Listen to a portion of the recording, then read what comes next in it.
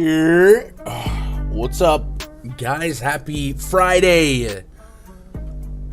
Whew. I went down to see what date it is.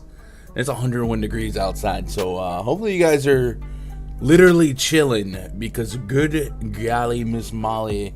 But happy Friday, July 8, 2022. We out here and we got Juice Ball Friday, right? Big time Friday night slate. I believe it's 14 games. Yep. 14 games, 28 teams coming out to play tonight. Should create a lot of opportunity for us for DFS and prop betting. And it is one of those big slates where there's not a bunch of upper echelon pitching. Looking at the DraftKings board, Nestor Cortez, Zach Wheeler, Sonny Gray, Tyler Anderson. I mean, this is not an ace-filled slate. It does feel like it hasn't been a league full of aces lately. All right, we got a couple of guys, maybe 5 or less, that you see on the slate. You playing, right? Years back, DeGrom was on the slate. We're playing him. He's 60% owned on a 10-gamer. This year, it's like Corbin Burns, Shane McClanahan, guys like that. We don't really get, you know what I mean? So we have to navigate the murky waters, and that is going to be our goal here in the next hour or two. Research these games, research these pitchers, matchups, and try to walk away with some strategy for DFS. Try to walk away with some strategy for prop betting and all that good stuff. So if you guys have already got a head start on research, definitely share your leans with the class. We're going to go game by game. Throw them each game into the rundfs.com MLB VIP spreadsheet. And yeah.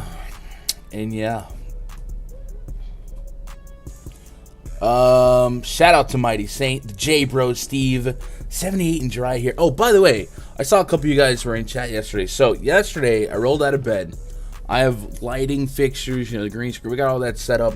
I sit down on my desk. I'm ready to go. Nothing's working. I'm like, what the heck? And that's when I realized, wait a minute, I didn't have 8 billion notifications on my phone when I woke up. Where I'm at, the internet was down from 10 a.m. to about 4 p.m. yesterday. So I apologize for those of you that were chilling in chat waiting for a stream yesterday. It was definitely out of my control, and I was here ready. You know what I mean? I was ready to go live. So my bad on that, but not my bad. It's more Spectrum bad. But yeah, luckily it's working today. Luckily, the thing that I pay for is working today. Anyway, let's get game number 1 typed into the spreadsheet. We're going to go to Baltimore, where the Orioles are hosting the Angels. Angels, of course, don't have a lineup out yet. Why would they? But it's okay. It looks like the projected lineup is going to be their typical run-of-the-mill Angels lineup. Trout, Ohtani. They added Jonathan VR to the mix, and he's been leading off for them. You guys know what you get with Jonathan VR. A little speed, every now and then a little bit of pop. A lot of strikeouts. The Orioles lineup is out. Cedric Mullins leading off, lefty v lefty. Trey Mancini in the 2 spot. Ryan Mountcastle in the 3-hole. Austin Hayes in the cleanup spot. Santander, we put a lowercase r on that, young blood. Ramon Reyes, Tyler Nevin. So this is fun. Oh, actually, isn't Phil Nevin suspended? Bro, this man is never going to see his son play. I think Nevin got a 10-15 game suspension, right? So Phil Nevin, Tyler Nevin's dad, is supposed to coach the Angels, but I don't think that's happening. Maybe it's not. I'm pretty sure he got suspended. I doubt that there was an appeal that would have drastically reduced that. So Anyway, Detmer's on the bump. Tyler Wells on the bump. Detmer's 5.02 expected ERA, 18% K rate against righties. He has just a 32% ground ball rate, leaving the ball in the air almost half of his batted ball events with a 20% line drive rate. So it's a good spot for the Orioles to put bat on ball, because against lefties on the season, that's not something they've been able to accomplish. Just a 25% K rate against lefties with a below league average WRC plus. I do think that Detmers is a pitcher that can help them overcome their strikeout woes, because he just doesn't miss bats. 8.7% swing and strike rate, and this is a lineup that I think 1 through 5 absolutely can play for me. Would have liked to seen Adley Rutschman in the lineup, but he's not. What are you going to do? I don't think Chirinos is a bad 2K special on Fanduel if you are full stacking the Orioles, but I think an 8-hole home catcher is definitely expendable. Would have liked that 2K on DraftKings though. 3,300, fine, but I wish it was a little cheaper. Definitely 1 through 5 is going to be stackable to me. On the Angels side, against Tyler Wells, Wells has been another fly ball guy with good results. A 3.42 expected ERA with a 4.6 Sierra. He is not striking out righties at all so far. 14% K rate to righties, a 20% K rate to lefties. Extreme fly ball guy, and over a 1 homer per night to lefties. So if you're not going to strike out a lefty and you're going to allow him to put the ball in the air and drive it, well, Shohei Ohtani says, yeah. Mike Trout, a 4.42 rating on the bomb detector. The Angels are a team that strike out a lot. A 27% K rate here against righties. And in this projected lineup, just Luis Rengifo and his 118 ISO have a sub 20% K rate to righties. However, Tyler Wells, not really a strikeout guy. However, I do think that you can maybe hold out a little bit of hope. Last year, Wells in 57 innings was sitting on a 30% K rate. It's half of that this year, but he still has a double-digit swing and strike rate. So if there was a game for those strikeouts to come back, it might be in this spot against the Angels. I'm gonna pull up his game log here and see if his last couple of outings are looking a little bit better in terms of play discipline metrics.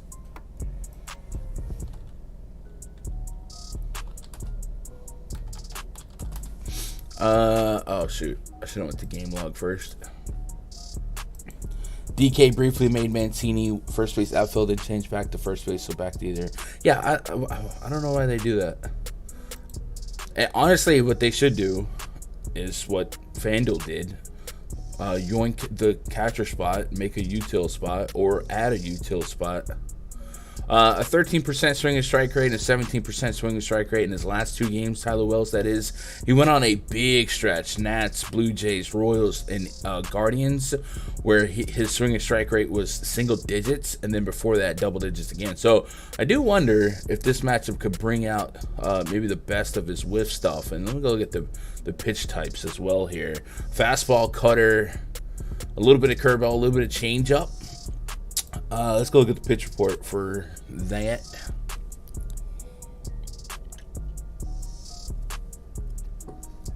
Angels actually have pretty solid metrics against the cutter, and of course the usual 2 against everything else. The only reason I'm exploring Wells right now is because pitching is really bad. What's Wells's strikeout prop over on PrizePicks? 4. That's really doggone low for the Angels. I'd be somewhat intrigued. Really low. 7, 3, 4, 3. And, you know, Nationals, Blue Jays to an extent, Royals and the Guardians, especially the Nationals and Guardians, those 2 teams we know are very scrappy and don't strike out a ton. I'm a little bit intrigued in Wells today. I think I'm going to add him to the pool. Would love to see one of Ohtani or Trout out of the lineup. I don't know if that's going to happen, but Tyler Wells, welcome to the Tier 3 section of the pitching player pool. What up, Dennis? See a lot of run DFS Avies in the 121 and DK. Let's go. I know my boy All In Finn. If you guys see him, that's my boy. Always be placing. He's the multi-time millionaire maker winner for one on golf, one on baseball. He is always rocking the big boy contest. So that's the main one I know. Maybe a couple other single entry bandits. All right, so we'll get to some Wells. I'm absolutely not playing Reed Detmers. I think we'll also get to some Orioles stacks. So let me put the Orioles in the mix. I feel like this is gonna be one of those like 10 stack nights. Yeah, let's put the Orioles down there. And that's game numero uno. Wells at 4Ks is a slight lean right now. I'm gonna wait for let's go. Let's put maybe Tyler Wells over 4K. And then what's his fantasy?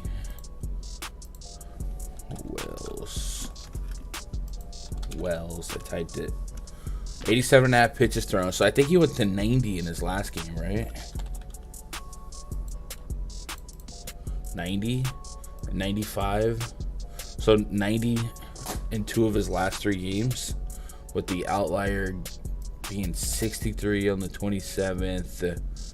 I don't know if there's what's the reason for that. It doesn't look like he was getting smacked around. So the pitch count's a maybe. I don't like to really sweat pitch counts.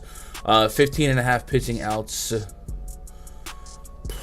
or 5 hits. I kind of like the outs or the strikeouts. I'm gonna take the strikeouts for now, just because this projected lineup strikes out a whole heck of a lot.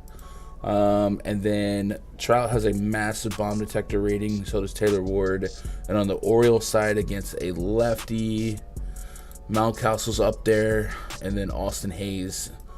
Big average, 1 through 4 have possess a great batting average and a lot of aggregate ISO over 220 with the 3 combined. So I wouldn't mind a couple of these Orioles. I don't know that I want to take some Orioles home run triangles. Do they have one?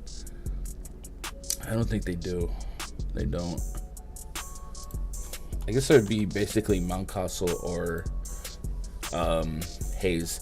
The Yankees home run triangle's out, and it doesn't have Judgy. Judge said after the game yesterday he'd be in the lineup today, so that's not fun to have a Donaldson LeMahieu home run triangle. The Angels give you 4: Trout, Ohtani, Ward, Marsh. Marsh may not be in the lineup, but if he is, we know he's got some power. But Trout and Ohtani in a 4-man. I just raised 4 fingers, so I just intentionally walked somebody. Let's go. Yeah, I'll leave that off the list. I think I'm most intrigued by Wells' 4 strikeouts right now. So let's matriculate on to the next one, which is the Yankees at the Red Sox. My favorite series. Last night, Garrett Cole, he gave up 2 to Rafael Devers, man. Devers owns him, man. It is what it is. Every pitcher has that guy out there that they just can't get out. It used to be G-Man Choi, and this year he's cracked that nut. But Devers, man. And the thing about Cole against Devers, if you look at those pitches that Devers got, the 2 that he hit out, they were perfectly located pitches out of the zone. Devers is just different. He's just different. So we'll see how that, because they're gonna see each other again. We'll see how Cole, I don't know, game plans Devers in the future. I know after the first of all, when he gave up that second bomb, he looked defeated. He just looked like, this guy's nuts. And then in the post-game press conference, he was like, I'm open to suggestions on how to get this dude out. So, hey, kudos to him for being real. Connor Seabold on the bump for the Red Sox today. He'll be up against Nestor Cortez. Seabold, I don't think he was a lock to play, but the Red Sox are just dying for pitchers. Didn't they send him down and they had to recall him? Yeah, he called it from AAA. So his last 2 outings, the Blue Jays and the Cubs, not not pristine. 7 runs to the Blue Jays. That happens. Against the Cubs, his earnings weren't quite as bad, but in 4 innings, he had 6 hits and 2 walks. I mean, he was all over the road. 4 strikeouts, so he's still a strikeout per inning. Maybe he had those first trip to the bigs jitters. But man, this is a scary spot for him. He has a 5.36 expected ERA so far in those 2 outings. I do believe it's worth going and looking at his minor league campaign a little bit, just see what we're working with. A little bit. Seabold.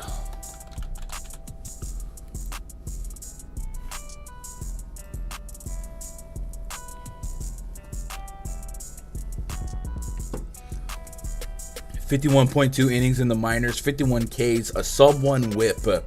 So, as we see a lot when high prospect pitchers like yesterday get called up into the bigs, man, they don't quite 1-to-1 their minor league numbers to the big league level.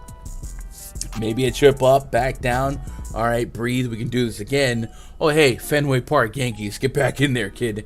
Maybe that'll change things for him. But I guess essentially what I would say is we can't really I don't want to overweight the small sample metrics that we have on a guy that we know in his pitching acumen, right? His pitching DNA is supposed to be better. So I'm kind of on the fence with how to treat Seabold. I think with the Yankees, they're matchup proof that we're always just going to throw them into the stack list here. But as far as what to do with Seabold, because I don't think it's crazy to pitch some of these punt guys against the Yankees.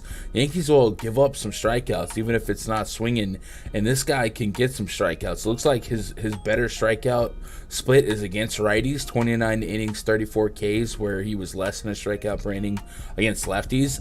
And the Yankees, they still may be without Anthony Rizzo, but we'll see. Rizzo's missed, I think, 3 or 4 games now. But the only lefties that they would throw out is Rizzo and or Carpenter. Not going to be both, more than likely. Joey Gallo, I could strike him out.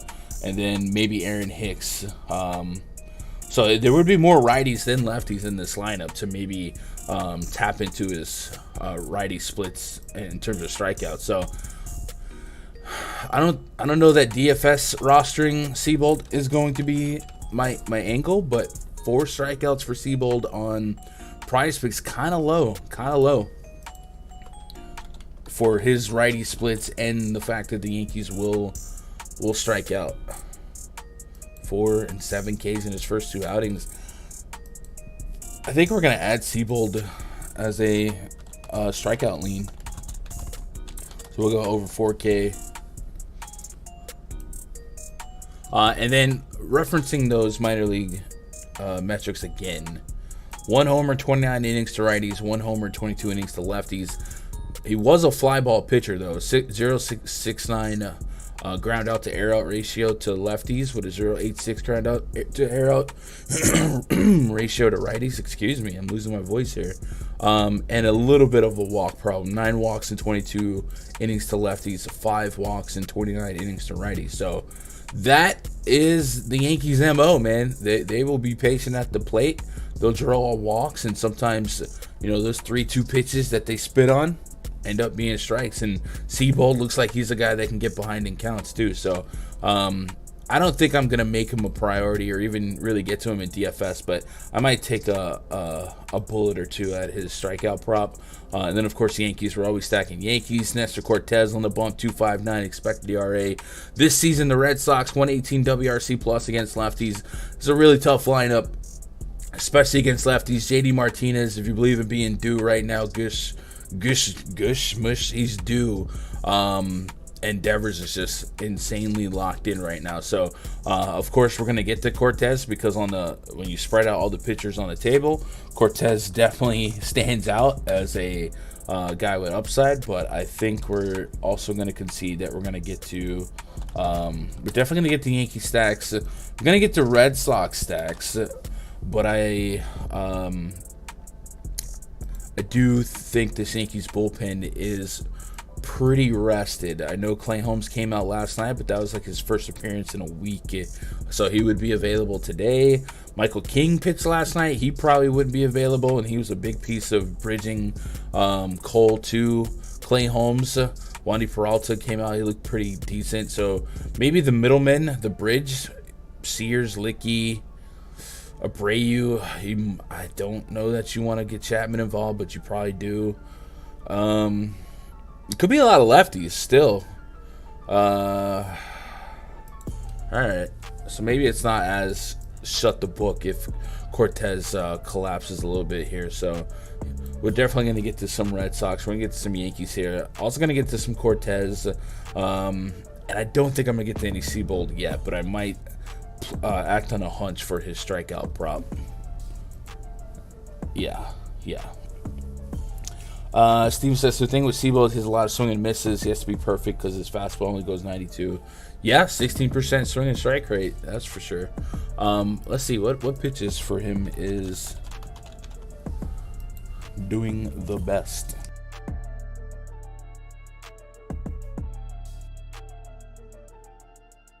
By the way, chat, is the music good?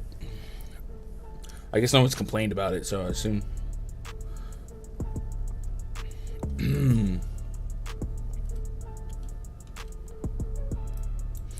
Yeah, all of his pitches so far this season are over 30% whiff. He hasn't gotten out on a curveball. And yeah, the fastball's not what you want, but it only has a 518 expected slug. And same with the changeup and the slider, 400, 408 expected slug.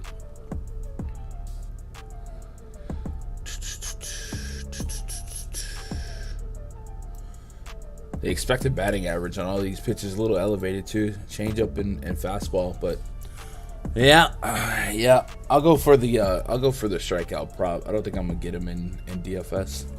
All right, let's move on to the next game. Marlins and the Mets.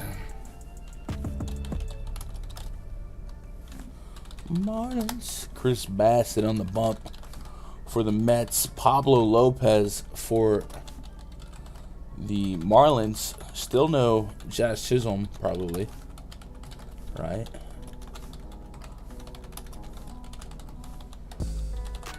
Man, Trevor Williams yesterday. Late. I'm talking 0 hour. Threw him in the blender for 5 to 7%, I think. That worked out. Definitely probably going to do the same here with a little bit more stank on it for Mr. Bassett.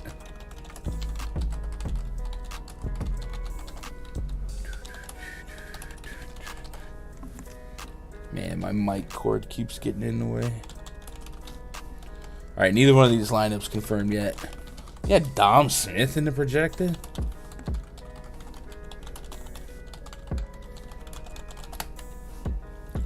Chris Bassett one-on-one with Pablo Lopez. I think both pitchers you can make a case for.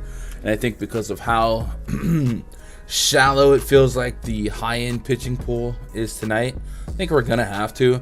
I appreciate that Pablo Lopez is 8,600. I don't love that his splits to lefties are sustaining a sub 20% K rate.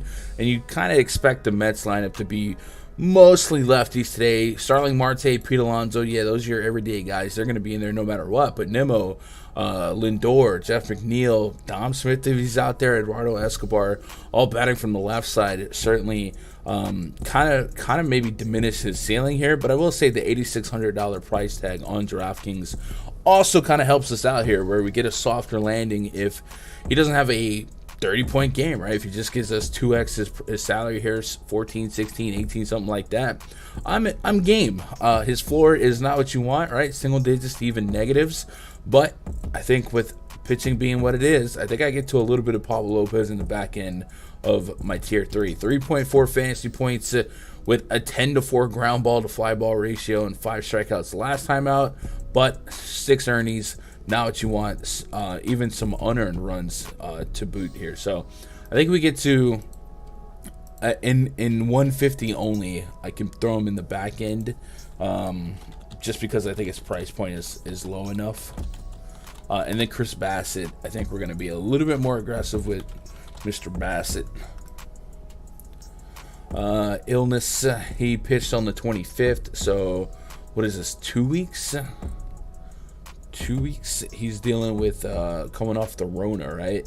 Manager Buck Showalter said earlier this week that Bassett wouldn't be back in action until at least Thursday, but the righty looks like he'll be ready to return from COVID-related injury list for the second game of the home series against the Marlins. Bassett recorded 4.7 ERA, a 1.1 whip, and 32. All right, so, the Rona list. When guys come back from the Rona, especially if it's been over 2 weeks, I do wonder what his pitch count could be. And then, of course, you have some strength and conditioning concerns. And he's he is 8.7K, so it's not like it's a 10K Bassett. We've seen him be 10.5, 10.3K earlier this season. So I think the $8,700 discount is nice. I am curious to see what, like, I don't know, what his PrizePicks got on him. They got him at a 94.5 pitch count. Intriguing. Okay. So we're going to get to some Bassett here. I think I'm going to go tier 2 on Chris Bassett. The Marlins still above average in WRC plus against righties, but this projected lineup I'm not as scared of. And it's really just the Jazz Chisholm leadoff lineup that I'm most petrified by. But I do think Bassett, 8,700, 10% swinging strike rate with a 1-4K rate in Citi Field. I think he can get by here. So we're going to get to some of him. John Berti, if he leads off, he gets on. We know he's going to try and steal. And there is some decent barrel rates in this lineup. Garrett Cooper, Avi Garcia, Jesus Sanchez, all guys with a 10% barrel rate when they do make contact. So it's not a gimme lineup, but I do like Bassett being able to neutralize righties with his 50.7% ground ball rate and his 27% K rate. So this projected lineup gives us just 2 lefties. Got to play the numbers here. I think we're going to get to Bassett as a tier 2 for now. And I think at 8,700, I might get in trouble with how much I will actually get to. So we'll see. What's up, Bino? Detmer's going to get smashed by the O's. Yeah, probably. Our thing with Seabold prop is core, letting young guys go deeper so not to turn it into bullpen. Bello. Yeah, Winkowski, certainly a great example of that yesterday. Man was getting demolished, basically. And core was like, man, wear it for a little bit. It almost worked out, too. Do you like malt liquor? To elaborate on that, I've never had liquor, so I just assume I don't like it because I don't drink it. I've never been drunk. I don't do alcohol, chat. I don't partake. Why? Is there something about me that suggests that I like malt liquor? I don't even know what is malt liquor? Is that like a malt shake where you put the powder in it, or cringe? Nah, I don't know anything about liquor, bro. We're gonna get the next game typed in. It's the Nats and the Braves. Chad's about to give me a lesson on alcohol. Like, so I know types of alcohol, right? Like, I've heard of vodka. Vodka's not a brand, right? Okay, maybe I can't think of any other alcohol right now. 2 shots of Jaeger. What is an example of malt liquor? Like just a 40 ounce. I'm so goody two shoe. All right, Braves did give us a confirmed lineup, so make sure we get this right. Ronald Acuna.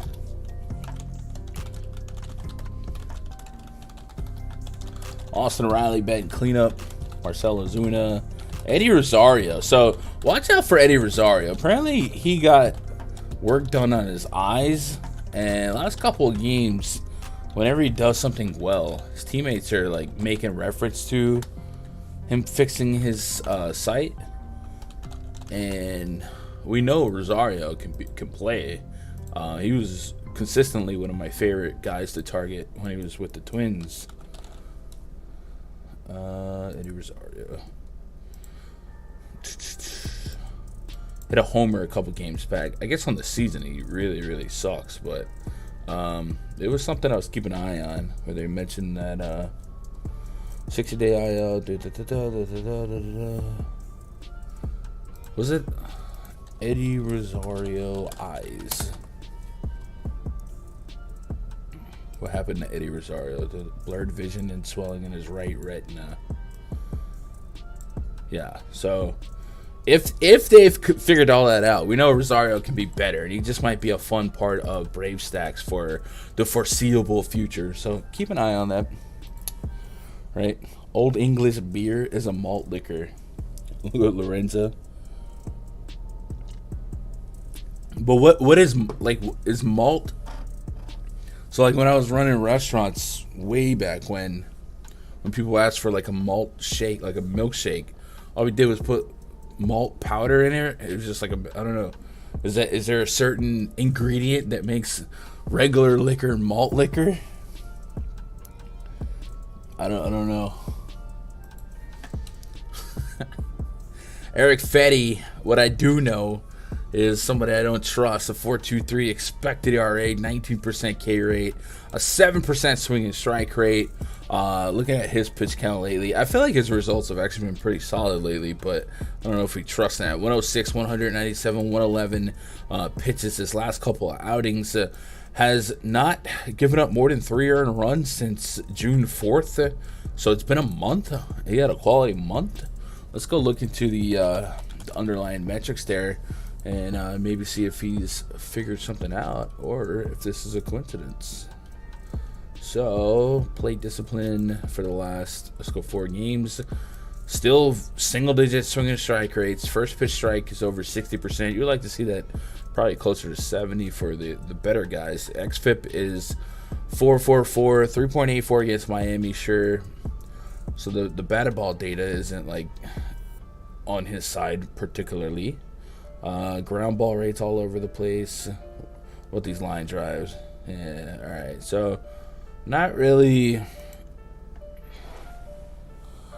seeing much that makes me want to believe in him. 50% hard hit rate against Miami. 50% hard hit rate against the Pirates. 37 against Baltimore. 50, 46. I mean, I don't know, man. I think this guy's just lucky, to say the least. Or even, I mean, he's not that lucky with a 4.3 ERA, but it's not like he's been getting shelled here. So I definitely think I'm going to believe in the Braves here more than I'm going to believe in Eric Fetty. The lineup through and through. Only Orlando Arcia has a ISO below 180 against righties, with a lot of really powerful guys at the top. 1 through 7 can really get it done for me. So we're going to throw the Braves into the stack list. And then what do we do with Charlie Morton against the Nationals? Well, Charlie Morton this season, a 3.93 expected ERA, but a 27% K rate. And those strikeouts have finally come back to where we knew it could be last year, right? He was struggling for a little bit. 10, 5, 11, 9, 12 strikeouts. When you look at earlier in the season, we were dealing with 5, 5, 4, 1, 3. So he found his strikeouts. He got them back. Stella's got her groove back when it comes to the strikeouts. And 3 of his last 4 games have netted you over 30 fantasy points for DraftKings. That's a Cincinnati, that's San Francisco, and Chicago. Chicago and Cincinnati, definitely 2 of the better matchups and weaker teams you can ask for. You also like he's been going deep in these games. But yeah, I do think strength of schedule maybe on his side a little bit. Philly is the one outlier, I think, in terms of a tough matchup. And we chopped his strikeouts in half, give up 7 hits. So maybe we find some middle ground here against the Nats team, where the Nats are not good, but they also don't strike out very much. So in the projected lineup, just Nelson Cruz, who also can send a baseball over the wall. Yadiel Hernandez, Ehire Adrianza, and Victor Robles have over 20% K rate. So if Morton's going to get his strikeouts, he's probably going to earn them here. And especially against lefties, I'm very concerned because this lineup comes out pretty lefty heavy, at least in the projected, only 3 righties. And even though Morton does strike out 29% against lefties on the season, these lefties don't strike out that much, and when Morton's not striking out lefties, his 4.13 xFIP, his 11% walk rate, his 28% line drive rate, and his only 25% ground ball rate, all that's pretty alarming here. So this is a head spot for sure, and the Nats are not a team I get to a lot because I don't believe in them, other than Soto, Bell, and some Cruz here. But if Charlie Morton can't put these guys out, his metrics are very, very alarming here. Now, against lefties, I don't know, what's the sample size here? Because it does take a lot longer to build up a decent sample against lefties because there's less of them. So let's see what his sample is. It's 39 innings, so only 10 less innings. It's actually really solid. 19 walks in 39 innings. Yeah, this is a dangerous spot. So I think we do obviously get to some Morton just for the upside. But I think I'm going to put him tier 3. And I also think we're going to check out the ownerships. And if Morton's a little too high owned, we're going to get to some Braves or some National stacks and hope that we can pick apart these underlying lefty metrics here. So little scumdackery, not a huge scumdacker spot because I'm not going to be over invested in the Nats. I think the Braves bullpen is pretty doggone solid too. But a couple of these guys I think can maybe surprise us. So yeah, that's what we got there. Let's get caught up. Malt liquor is just a type of fermentation process, usually cheaper and stronger. Okay. Malt liquor is when beer is fermented and not distilled. Generally regarded as cheap, like Mickey's or Old English. Most 40 ounces are malt, most bang for your buck, but you know what they say, candy is dandy with liquor is quicker. Okay. Fermented process. So when I was walking the concrete jungles, man, that hooch, you guys ever had some hooch? Does it stink like that? Because I can smell hooch a mile away. Stacks are free on Stochastic today. Yanks, Atlanta, Dodgers, D-backs, and O's are your top 5. Oh, so the Braves not up there? I like that then for the Braves. All right, let's get to the Twins and the Rangers. And Twins. Both lineups are confirmed. So let's go. Let's go.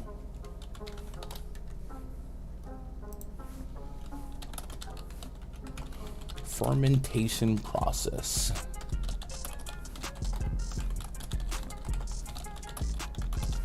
Ever think about the first guy that made alcohol? Was that an accident? Somebody just left some apples in a bucket and then they came back and ate them? I'm drunk now. The first guy to do a lot is a interesting, I don't know, Lorenzo, when you're having a session, if you know what I mean, start thinking about some of these weird.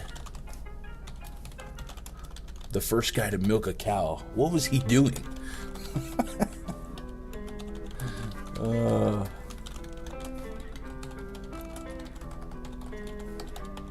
Heck, the first guy to smoke. What was he doing? Hey. All right, both lineups confirmed. Ronnie Turner, I appreciate that follow or sub. Hope you're doing all right today, brother. What up, Travis? I wrote Atlanta. Oh, Steve, you know I'm dumb. Smells only when it's warm but doesn't travel. Hooch is closer to raw alcohol like Everclear moonshine. God dang. First guy to eat an oyster? Oh, yeah. You know, that would look... That thing looks pretty interesting. I wonder if I just suck on it. What would happen? First pitcher to throw 4 balls at batter. Man, there's some movie, Brian. Oh, dude, what movie is it? I want to say it's an Adam Sandler movie. Where it was the first baseball game, and then it was just like some weirdo making his own rules up. Always think about it in a session. Okay, yeah, you're right. You wrote ATL. So you wrote all the team names, but ATL is just the city. So it messed up my feeble brain. What up, Solomon? Giolito and White Sox, that could be a sneaky tonight. Bro, when Bo Brisky was mowing him down yesterday, I was like, please God. Please God, no. Sonny Gray taking on John Gray. No relation. Twins have a 4 implied run total. Rangers 3.7. So this game's about 7.5, 8 on the total. So not a lot of implied offense. I do think we can get here for pitching. Obviously, we're gonna have the lid on the roof here. So Park's gonna play much more pitcher friendly. I think both pitchers are worth getting a piece of. John Gray at home, just immaculate. 34% K rate at home, a 2.5 xFIP, and a let's see, 0.98 home run per nine. All that stuff's really good for him. The ground ball rate has dropped dramatically, but I don't know that that's going to sustain, as well as that 28% line drive rate. But I do like to see the strikeout rate to be what it is at 8K. So I'm a little bit intrigued in John Gray against the Twins. And then Sonny Gray, if we can get his pitch count to something we feel good about. And right now, 87, about 90 pitches. I think he's worth grabbing some shares of as well. These are guys that I don't, want to go all in on. But I think I'm more on pitching in this game than I am hitting. I'll put John Gray and Sonny Gray as tier 3 for now. Because I'm not really that enthralled with stacking in this situation. Yeah. So for now, this is what we'll do. My nose itches.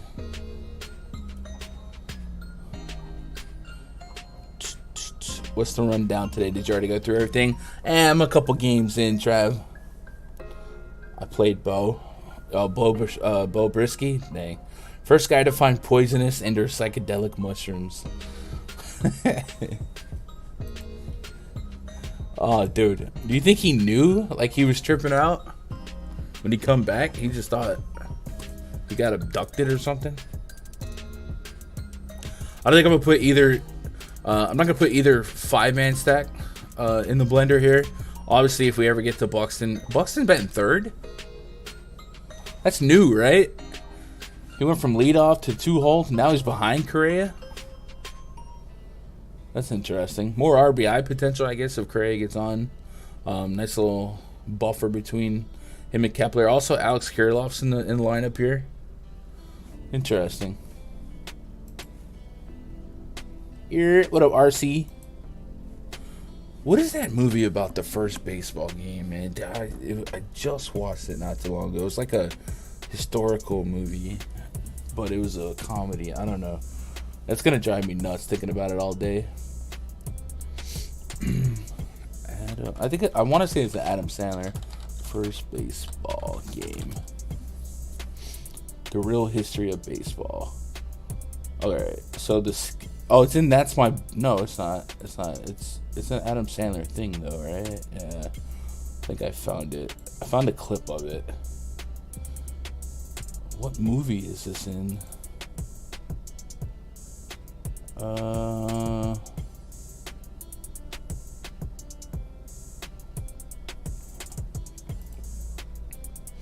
I'll put the link to it in chat if you guys ever want to see it. I'm trying to.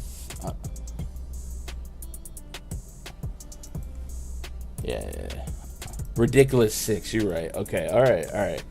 Jason, chat, you guys have my back, man. I appreciate it. There's a link to that. If you guys get some time to bookmark that, watch it later. It's hilarious and it makes so much sense. Baseball has so many obscure rules.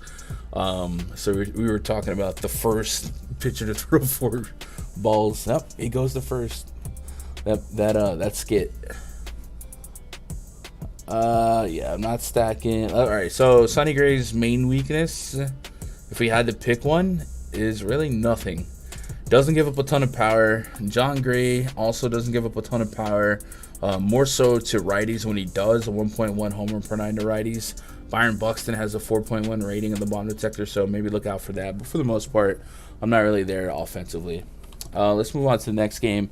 The Tigers, go Tigers, up against the White Sox.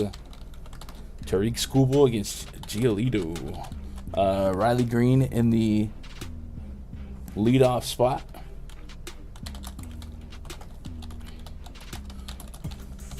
More than likely. Not confirmed, right?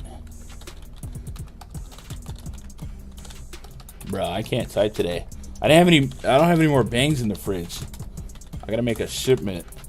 So I'm out here drinking Kool-Aid. So my lips looking red. Don't get no ideas.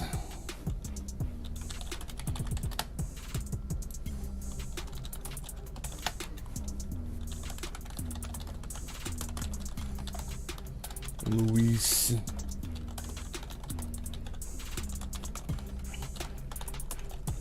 Chat, do you guys have a morning or like I don't know, a morning baseball podcast do you listen to? Or like I don't know, like a morning video you watch for baseball? I was thinking about experimenting with a uploaded show the night before, the early morning of. And I don't know that I would still be doing these live streams, or definitely not as much, but I don't know. Looking at my next month's schedule, there's some obligations during the daytime that could open up that would kind of take me away from my desk between 2 and 4. So I'm kind of thinking of maybe just trialing a month-long upload content, and then it also would open up the airwaves a little earlier for the WNBA show. I don't know, I'm just kind of thinking about it. But if there's already like a super solid content out there, I don't know, I'm a little less likely to do it, but I'm thinking about it. Skubal versus Giolito on the bump. Skubal 3.47 expected ERA, 4.06 on the actual ERA. White Sox have been much better against lefties and righties. That's without saying. A 126 WRC plus so far this season. It is Jekyll and it is Hyde from top to bottom. Tim Anderson to Eloy Jimenez, who Eloy hasn't been in the lineup lately. Is he for sure back? Did he play yesterday? He might have. Yeah, he did. Or played the last 2 days. Okay, 4 or 5 at bats his last 2 games. Did have a homer in that first game back. Yeah, this is probably a scumdacker spot. I think so, with all 4 corners being in play. Giolito has not been the same pitcher this season, but the Tigers suck. And Skubal has not been the same pitcher as he was last year. He's been really good, but the White Sox are really solid against lefties. So I think I do play all 4 sides of this one. And I guess if I had to rank it, White Sox, then Skubal, then Giolito, then Tigers, right? For all of Giolito's woes in terms of results, a 4.71 expected ERA, 11% barrel rate, still getting strikeouts, and this Tigers team does not hit for a ton of power. So I think that's how I'm going to rank it. White Sox, Skubal, Giolito, Tigers. And we're going to go all 4 sides, right? My phone is just going nuts right now. There's a lot of pitchers we're getting to tonight. So let's go White Sox here. And I almost don't even want to get to Tigers. That's how much I don't trust them.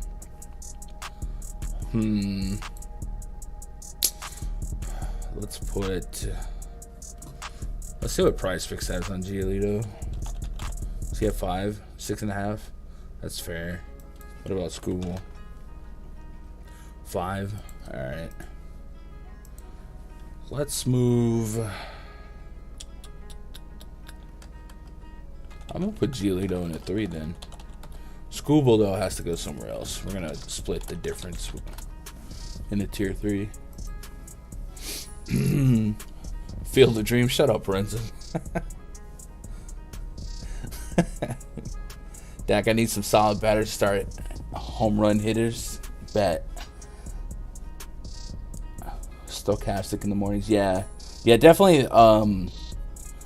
My idea would be to have it up like before then, and I don't want it to be like an hour, 2 hour thing, but maybe edited to like 20 minutes or less. What up, Jim? What's your 3 best stacks and best 2 pitchers? Man, we're working on it. So far, I really dig the Yankees and Braves. Although the Yankees lineup is subject to change. We're looking for Judgy. We're looking for Rizzo. Rizzo's been out for, I believe, this could be 4 games. Judgy has a leg issue. He had a scheduled rest Sunday. Then they had Monday off, and then they gave him yesterday off. So he said that he was going to be in the lineup today, and that it was Aaron Boone being precautious.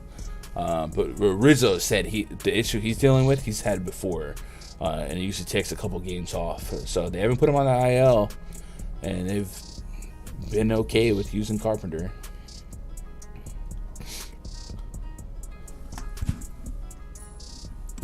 You don't know how you got unsubscribed? Hold up, let me find out. What up, Skimmer?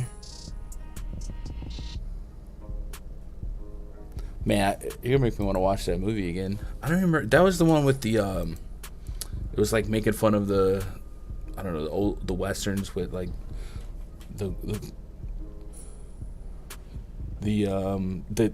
gang of western, I don't know, old western guys. I forget what the plot was, but usually Adam Sandler doesn't miss for me, usually. And a lot of his movies are the same, but that was a little bit different, right? All right, so we go to Guardians and Royals. It's a big slate. Steven Kwan leading off, potentially, possibly, probably. J-Ram. Bro, I'm going to need a bigger pitching list. I feel like this is going to be one of my most diverse, spread out pitching slates of the season, bro. I guess we can start trimming the fat, though. Some of these guys we know that just don't have a ceiling, and I started off in the rough draft, putting them in the mix. We can take them out.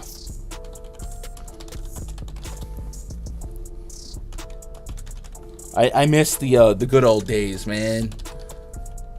Slates that would give us like DeGrom and Scherzer and old school Kershaw, and I could just have 5 pitchers in my pool and let it rip. It's like now in 150 I gotta play all of these halfway decent pitchers, man. We're missing aces. Bring back the aces. Royals lineup is confirmed. We got a 4.6 run total for the Royals, 4.1 on the Guardians. Savali taking on Singer. Singer, a 3.93 expected ERA, 24% K rate on the season with an 11.2% barrel rate. He is keeping the ball on the ground at an elite clip against righties, 56% ground ball rate against righties. However, against lefties, he is struggling, 36% ground ball rate with a 47% fly ball rate and a 2.3 home run per 9 to lefties. Hello, Jose Ramirez. Hello, Josh Naylor. Both these guys with elevated ratings in the bomb detector, most notably the 4.14 for Jose Ramirez. So not a freebie spot by any stretch, but I think the metrics, you could get into some Singer in mass field tournaments and be able to justify it. You're just really sweating Jose Ramirez here, and I guess to an extent some Josh Naylor. But if you get through those two, Singer's metrics should get him around the rest of this lineup and a lot of these righties. Andres Jimenez and Richie Palacios, they don't really hit with a lot of power to take advantage of that 2.3 homer per 9. So yeah, maybe we get to a little bit of Singer in the back pocket. Savali on the bump. He's got a 21% K rate, 5.02 expected ERA. Royals kind of a scrappy team, but still have some strikeouts in them in this version of their lineup today, which is confirmed. Only Merrifield, Benintendi, and Vinny Pasquantino so far have a sub 20% K rate. Pasquantino's might come up a little bit. I don't think he had just a 14% K rate in the minors. I could be wrong. I feel like it was closer to 20. Which means there is some strikeouts to be had in this lineup, but on top of Savali's 21.5% K rate, it's just a sub 10% swing and strike rate. So it's not like he's a strikeout artist by any stretch of the imagination, and his strikeouts have come so far more so to lefties really in the last 2-3 years. So this lineup's going to be half and half with a bunch of guys that might kind of take advantage of his less than 20% K rate. So I don't know that I'm expecting high upside pitching games here, but I'm also not expecting high upside offense here. And I think it's the cherry pick spot. I don't think I'm going to 5-man onslaught stack either one of these teams. When I get to the Guardians, it's J-Ram, it's Naylor, maybe some Franmil, just because he does have that high ISO, and Singer, it's not a 0 home run per 9 to righties. He can give up some power to righties here and there, and he can maybe neutralize the Reyes 35% K rate to righties with his just 22% K rate. So probably a sub stack with J-Ram, Naylor, and Reyes being the top options there. And then kind of the same line of thinking for the Royals, although I think you could stretch to 5 Royals if you really just wanted to bet on talent. And Savali has allowed a lot of homers to both sides of the plate. 1.42 homer per 9 to lefties, 1.67 to righties. So maybe the Royals are a little bit closer to being a full stack. So let's do that. Let's go Royals. It's going to be at the bottom. Like, damn the Tigers. These are just single-digit percentage teams.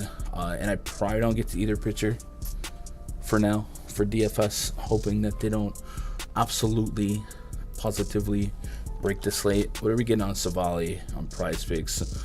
4Ks, 24.5 fantasy. What about Mr. Singer? 23.5 fantasy with 4Ks. Boy, there's a lot of 4 strikeouts today. The ridiculous 6. Yeah. What's the trust level on Blake Snell today? Blake Snell, you never know what you're going to get, but the ceiling's there, so you always have to honor his ceiling in Matt Century.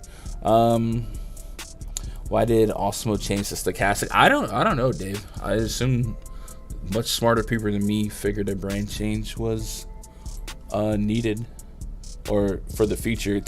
Just think about the scope of how fast they've grown lately in the last year, and just generally the industry itself, with sports betting becoming widely legalized. So I guess they just wanted to expand on that. Yeah. All right, Pirates, right? Here we go. Pirates, the next game on the slate.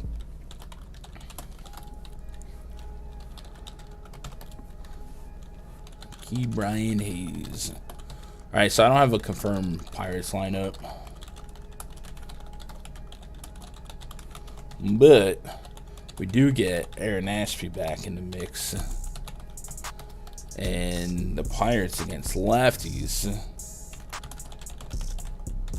is a spot that I really like the pitchers on. Jason DeLay. This guy's name is DeLay. Okay. I don't know if I've heard a person with that name before. DeLay. At least not spelled like that.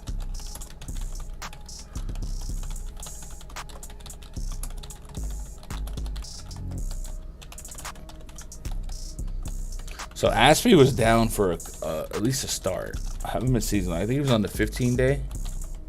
So we do need to see if he's built back up and built back out. What we do know about Ashby is he has a big strikeout rate. Give me 1 second, boys. The Yankees lineup just came out. We got to answer some quick questions on that one. Judge is in the lineup. Rizzo's not. Carpenter's batting third. And Marwin Gonzalez is in the lineup. Isaiah Kiner for Leffert is not. That's not like a big... That might even be a boost offensively. Jose Trevino's behind the dish. We like that for Nestor. God dang, bro. We have Glaber. So no Stanton in the lineup. Yikes. LeMahieu, Judge, Carr. Let me just get this typed up, chat. I'm sorry.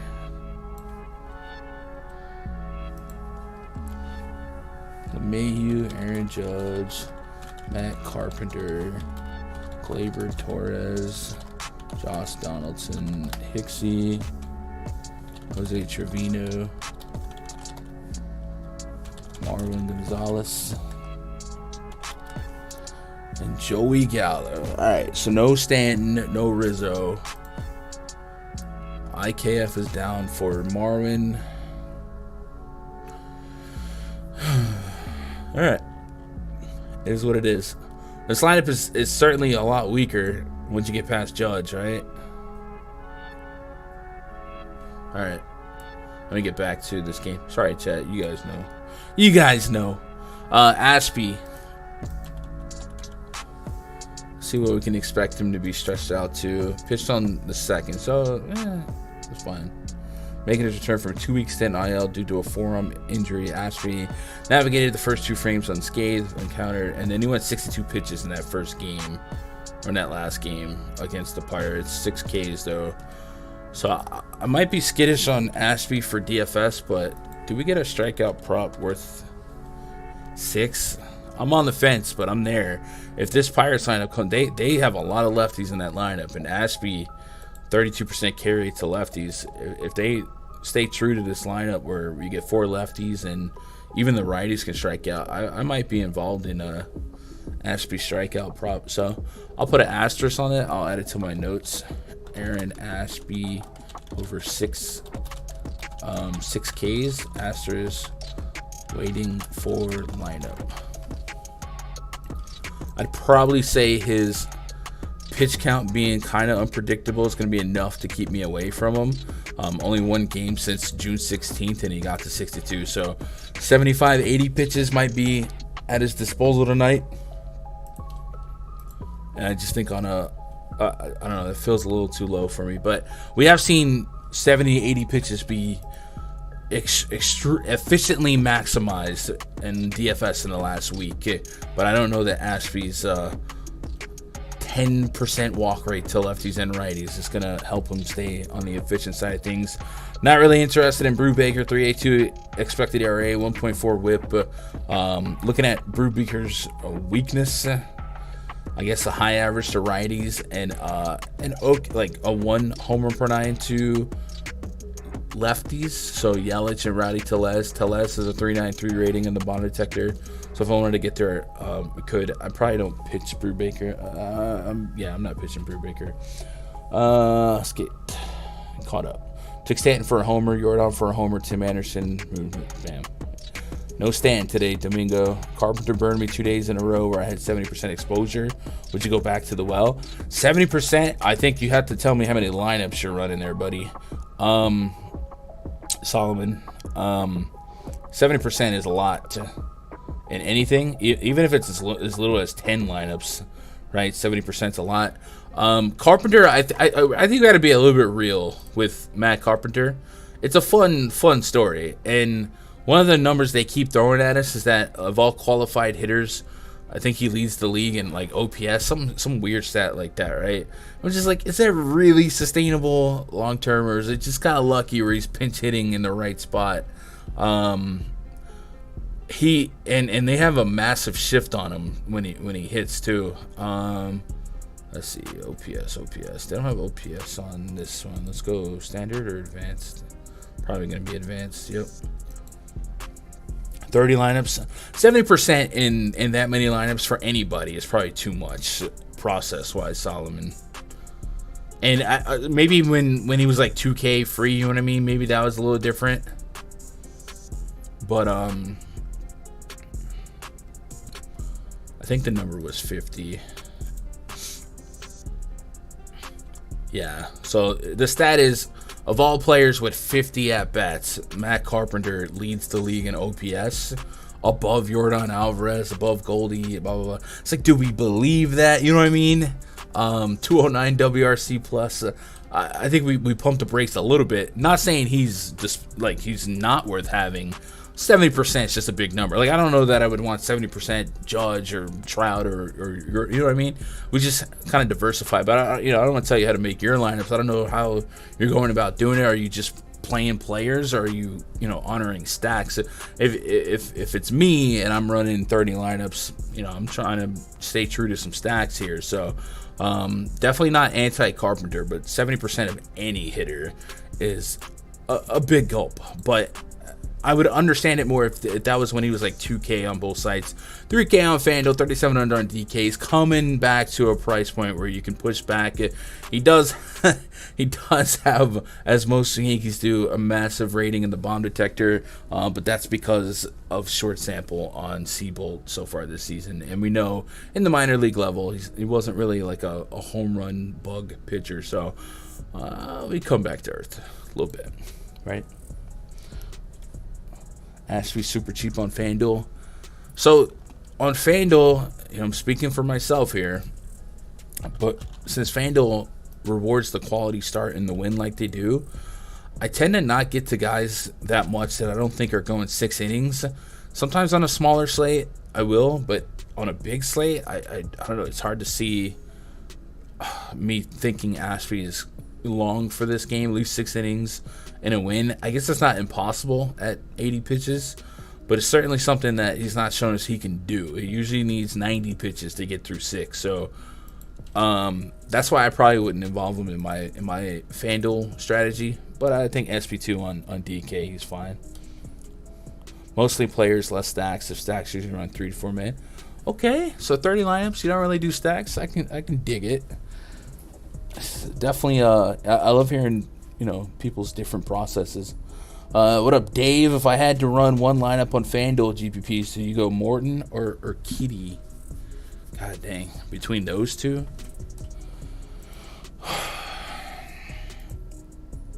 Let me look at Urquidy's matchup. Urquidy against the Athletics in Oakland. Probably Urquidy. I think Morton's ceiling is so much higher, so I guess if this is a tournament question, I don't know, man. Athletics suck. If you missed it earlier, I'll scroll back to Morton a little bit. I do think Morton had a nice strength of schedule in his last 5 outings. Sure. On top of that, Morton has when he's not striking out lefties at 30%, he's got a 4.13 xFIP at 11% walk rate. The ground ball rate has diminished this year to lefties with almost a 30% line drive rate. And the Nats lefties really don't strike out. So if we're going to get more of this than the 30% carry rate, I'm just kind of spooked there. And I haven't looked at ownership projections, but I guess my cheap answer would be Morton if you're selling out for ceiling, or Kitty if you want the floor. I think the Athletics probably don't rock him as much, but I haven't dove into that game just yet, so maybe I'll reserve the right to change that answer. Or I haven't seen the confirmed Nationals lineup either, so maybe that'll change. But man, Morton against lefties this season's kind of scaring me. All right, let's get to the Phillies game. Ultimately, go with your gut, right? Phillies, we got Wheeler against Wainwright. Kyle Schwarber. Bro, I felt cheap the other day. I had Schwarber as my homer call 2 days in a row. And of course, he puts together 4 homers. But he just had 2 glorious matchups in back-to-back days.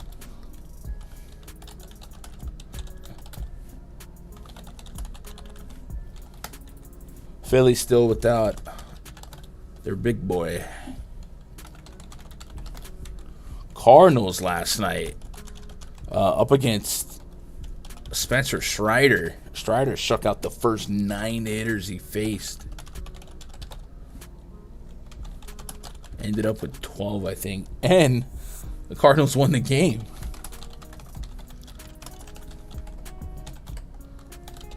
So all that history just to be a Devin Booker 80-point game, Lose by 20. No, they didn't lose by 20, but it was kind of crazy. Baseball's crazy.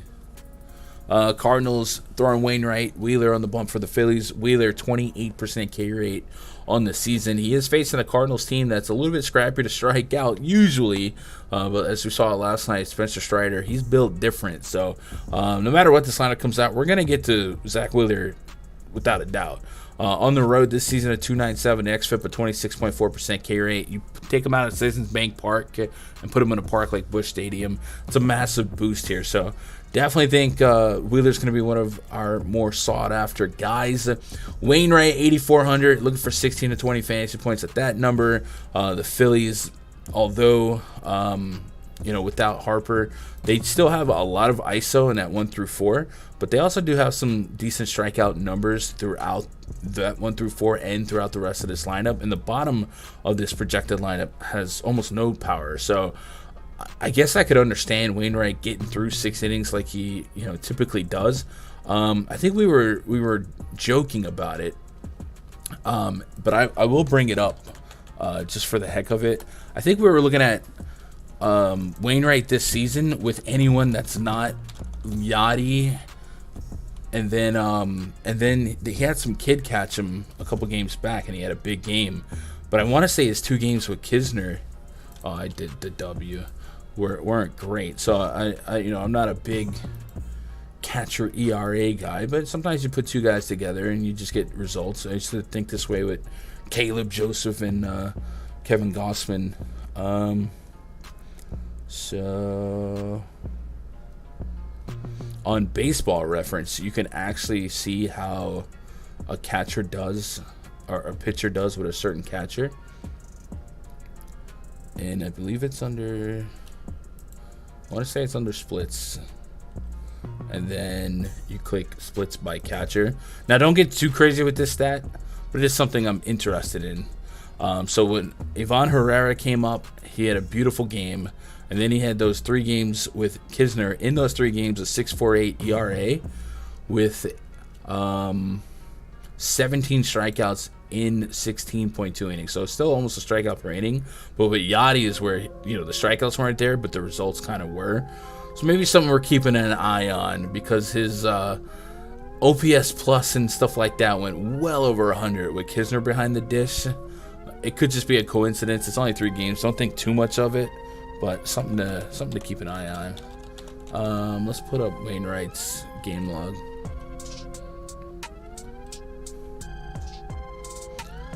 I always get lost in researching little stuff like this, and I'm like, well, I'm not gonna get too much of them anyway. Let's see, Kisner.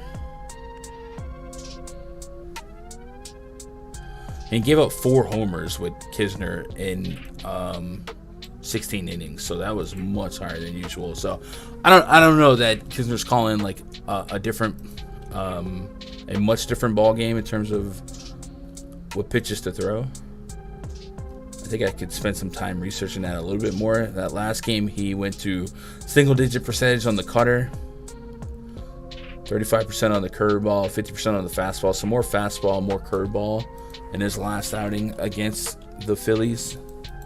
And I believe, for the most part, it didn't work. 10-5 ground ball to fly ball ratio, 5 strikeouts. So, I don't know. I'm just kind of talking myself in circls on what to do with Wainwright here at 8,400. Looking for 16. Is 16 a common range of outcomes? I don't know. I think I'm going to stay away from Waino here. Waino against lefties, 51% ground ball rate. Maybe that can neutralize the Schwarbers of the world. But against righties, over a 1 home run per 9. And the ground ball rate goes down a little bit. And the line drive rate goes up to almost 30%. So maybe a better spot for Hoskins, Castellanos, guys like that. I do think we're always going to substack Phillies no matter what. Thinking about full stack of Phillies here is, I think we will. So let's go to Phillies. I got to organize that later by and then let's put Zach Wheeler as a tier 2 for now. You're like a beautiful mind. Ashby or Giolito? Ooh, probably Giolito, but that's rough. I wish Ashby had more bullets in his chamber. Snell and Tyler Anderson, I'd be okay with both. Doesn't Wheeler have especially bad home run splits? Well, I could tell you. On the road, he has a 2.97. Maybe the ERA is different. I don't track the. Let's see. Zach Wheeler at home has a 306 xFIP, 29% K rate, and then on the road has a 26.4% K rate with a 2.97 xFIP.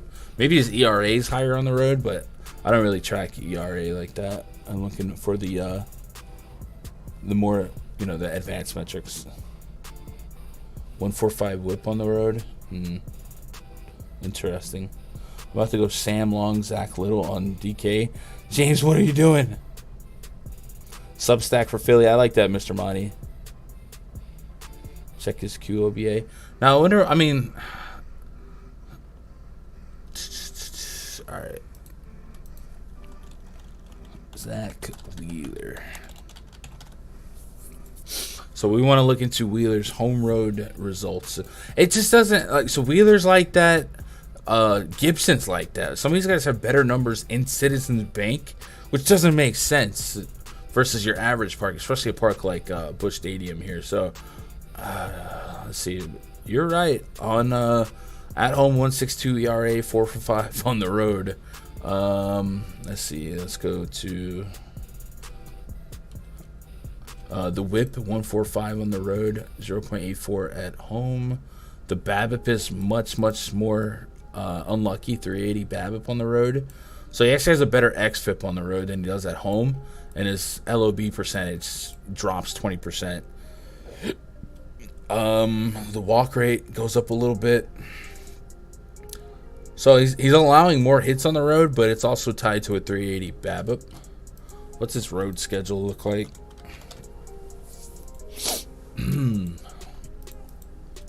At Texas, at Washington, 7 innings there.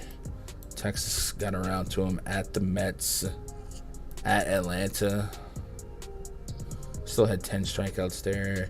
At the Dodgers, tougher matchup.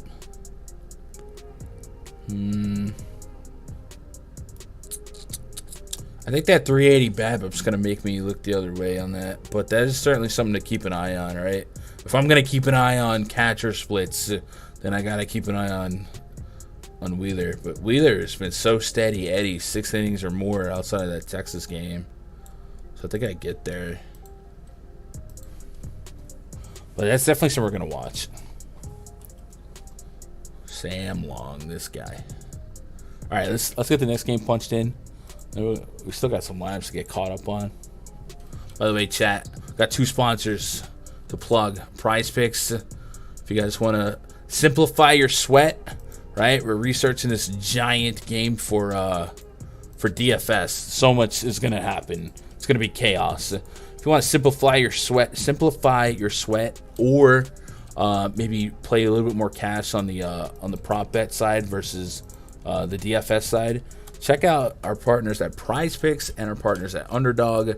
If you use either of the link in chat or when you sign up, use code GUNDACKER, they will double your first deposit up to $100. Underdog has been they do the prop betting like we do for PrizePicks, but they have the Best Ball Mania, the Puppy 2, another Best Ball contest dropped for NFL. So those of you guys that can't get enough of your NFL drafts, definitely go check that out. Get on there and make the most of your deposit, right? $100 becomes $200, $20 becomes $40, whatever it is. I like to play around in the pick'em streets, but I definitely need to get on my best ball game every day on Twitter. I see the homies sharing their best ball lineups. But much like PrizePicks, they organize all the different stuff that you guys can get some action on. And all the lines aren't one-to-one with PrizePicks, so you can kind of diversify what you're going after. Judge, 10.5 fantasy points on here. 86.5 pitches for Nestor Cortez. Matt Carpenter's at half a run. Seabold, 3.5 strikeouts. I think he was at 4 on PrizePicks. So if you like it, Seabold over 4, and we actually had that in our notes. Over 3.5 is better, right? 4 will push on PrizePicks, but cash you on Underdog. Underdog will also give you 20 times your entry on a 5-pick card. On PrizePicks, we can go up to 10. So either which way, I definitely recommend having an account with both, because I like to line shop. Just like you line shop the books, you line shop between PrizePicks and Underdog, and it's a lot of fun. So check that out. Also, while we're doing plugs, in the description below, there's a link to the free, 100% free Gundacker Gaming Discord. And if you guys do want to get on Underdog or PrizePicks, you can see people sharing cards they're working on already. Our boy P Meta 24 looks like he's gonna run Snell, Ashby, Detmers over 5 hits allowed. Let's go. So many of you guys sharing your cards, so even if you're busy all day, you might be able to pop your head in chat, find somebody, one of the homies sharing one of their cards, and you guys can sweat it together. So be part of the free Discord, man. It's a lot of fun. Yeah, no. Wheeler Babbitt versus righties on the road is 468. That's nuts and unlucky, right? Gotta come down. It's gotta come down. And remember, the Phillies defense is notoriously bad.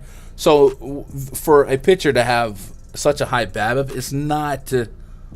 It's not. It makes sense, right? So I don't know. But yes, Goldie and Arenado, I'll pitch those two against a literal, or I'll hit those two against a literal cannon. So I definitely don't mind those two. I don't think I'm stacking the Cardinals here, but yeah, Goldie and Arenado are never plucked from the player pool. Let's get to the Astros and Athletics here.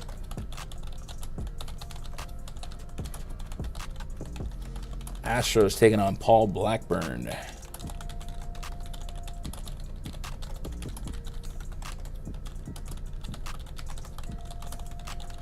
Martin. Jose Urquidy.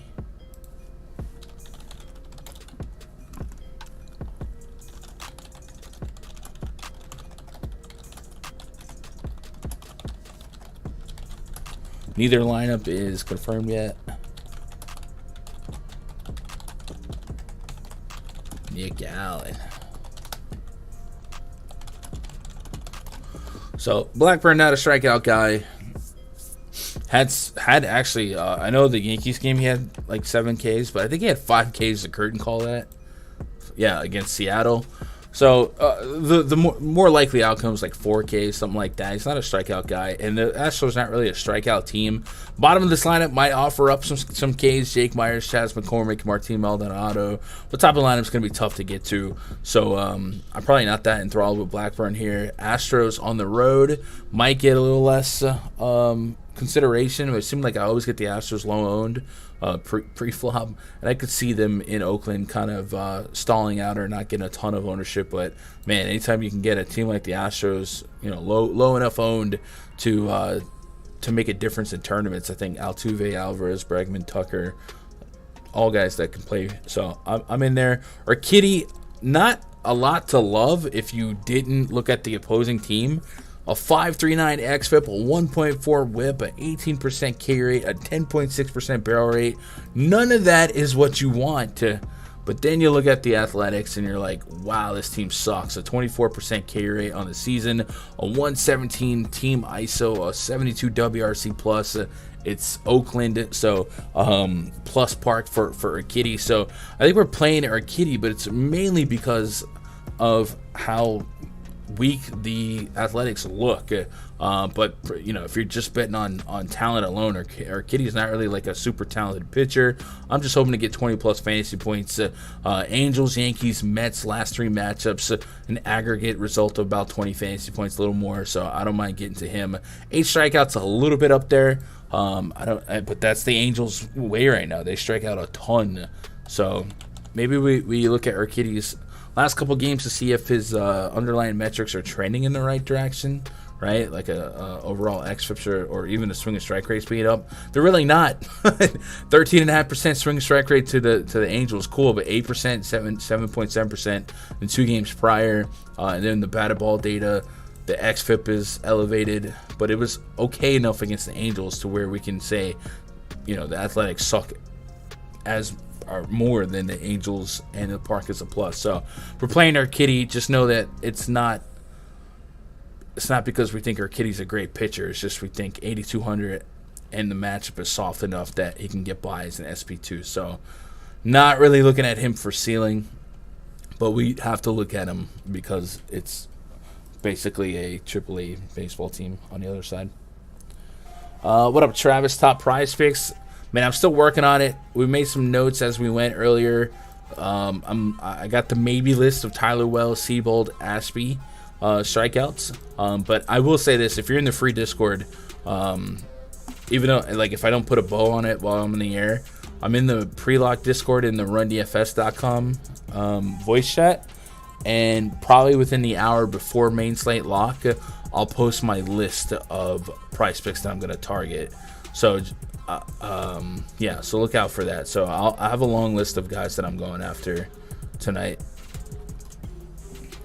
21 of Judge's 30 dongs are off Seabold's main 2 pitches. I'm guessing fastball, slider. Like, that's the most common pitches in the league, right? I'm just assuming that that's the fastball, slider. But that's kind of a manipulated stat, right? Like, what else do there, you know? All right, next game. Damn, we still got 4 games left. I need to hurry up, Gun. What are you doing? All right, we'll type a little bit faster.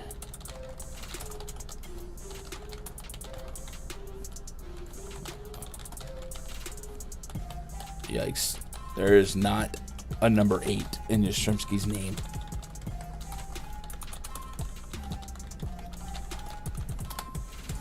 Giants throwing Sam Long. Is it Sammy Long? Yeah, it is. Up against the Padres. Blake Snell. Jorge Alfaro's kind of carving out a rep in Padre fandom lore lately.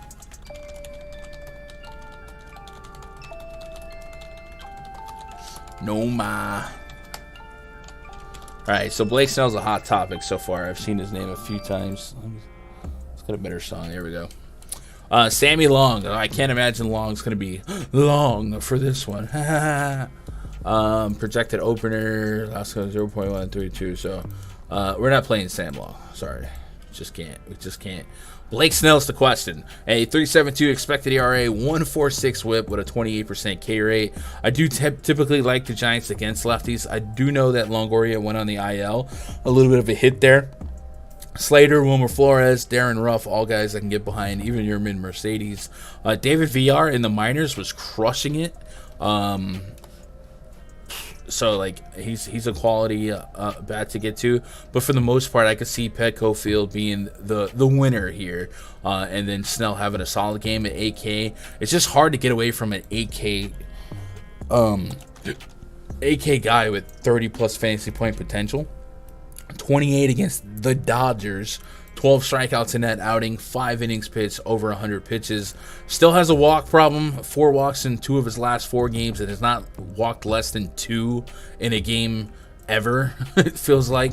So I would imagine his walk prop starts off at 2 on PrizePicks. They didn't even put it. They have it at 2. So 2 has, like, been a push every game so far. So, like, if you wanted to take a shot on him losing the zone, I feel like his 2 walk prop is definitely something to look at, and they don't even have it on Underdog. They do have 96 pitches, which he eclipsed in that last outing, so maybe something to put at the bottom of the list here. We'll put Blake Snell over 2 walks, right? Neither team projected to do much. 3.4 run total for the Giants, pretty low. Padres 4.3. We're just kind of bidding on the Padres' talent against a bullpen game. And I just never full stack the Padres. It's usually Machado. You can sell if Alfaro does lead off. You can sell me on the leadoff catcher. Sure, Cronenworth, sure. But for the most part, it's Machado, get in, get out. And then on the Giants side, if Blake Snell did collapse, Slater, Flores, Darren Ruff would be the 3 guys I'm looking at. And that would be a sub stack. I'm not going to get to an onslaught here. So that's all I got to say about that. You have a link for Discord. It should be in the description below. For the free Discord. What up, Chuck? Manipulation. Hey, Gun. I don't know about Ashby tonight. I can't see him hitting the ceiling given this being second star DL. I completely agree, Brian. I think my approach with Ashby is I'll take a shot on his strikeout props, but I might get to DraftKings shares. I'm not gonna get to him on Fanduel. You know. 60 likes. That would be lit. 35 likes. Yeah, we can get to 60. Ashby doesn't do ceiling games so cheap. I think Ashby is going to be DK eligible for me. Prop betting. I don't see him going 6 innings. So I don't think on Fanduel I'm going to get there. But yeah. Acuna owes you some fantasy points. What's up, Joss? Man, maybe tonight's the night. Tonight's the night. Did you guys hate going crazy on one guy on a team that scores like 10 to 15, but the main guy you got has like nothing? That's happened to me a few times this year with George Springer, Byron Buxton, and Ronald Acuna. And it stings so much, especially like when I got those guys in my props. I was like, how the F does this team have 16 runs and you have 0? How is this happening? And it's the leadoff guy, right? But he always be like 0 for 4 with 1K and 3 warning track flyouts. Hello, I am Elias Diaz, 9-hole projected for the Rockies. Chad Kuhl taking on Zach Gallen. I think we get to pitching here. What do you guys think?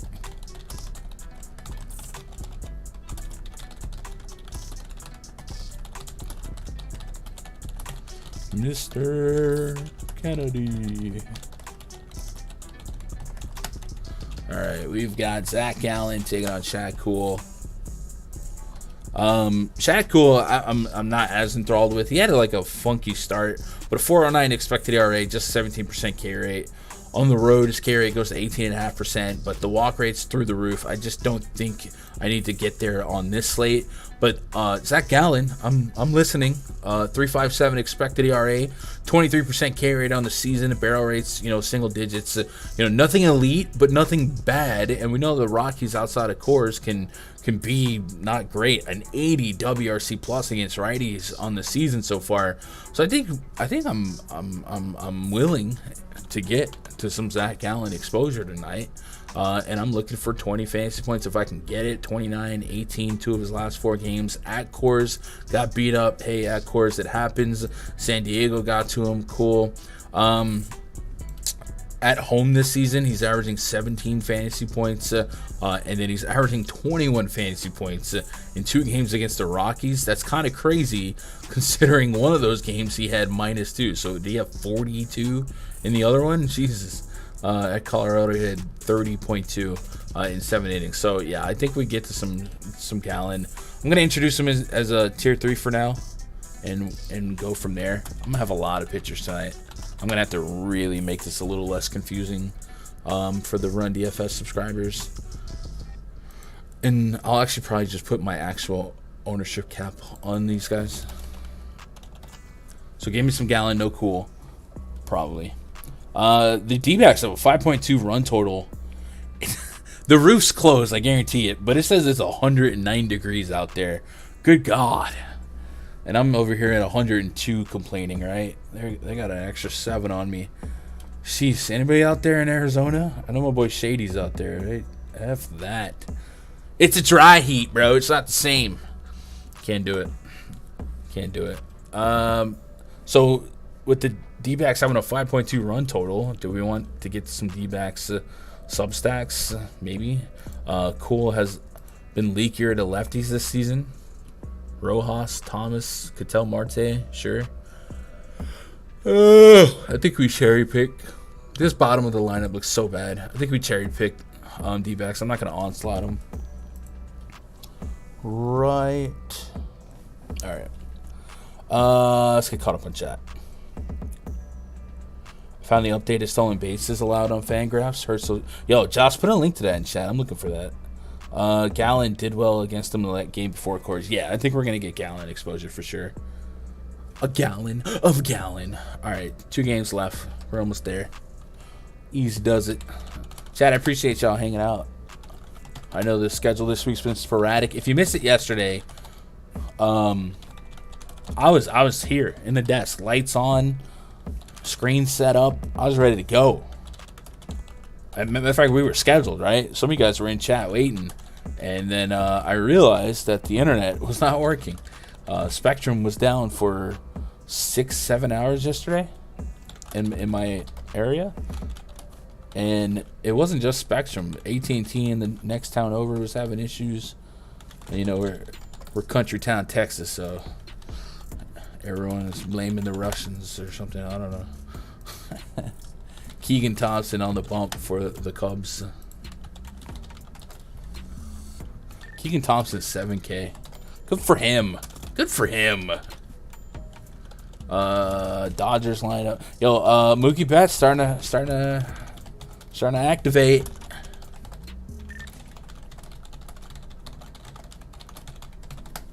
Tyler, the Andersons got tickets to the game. How'd they get tickets? Tyler Anderson on the bump for the.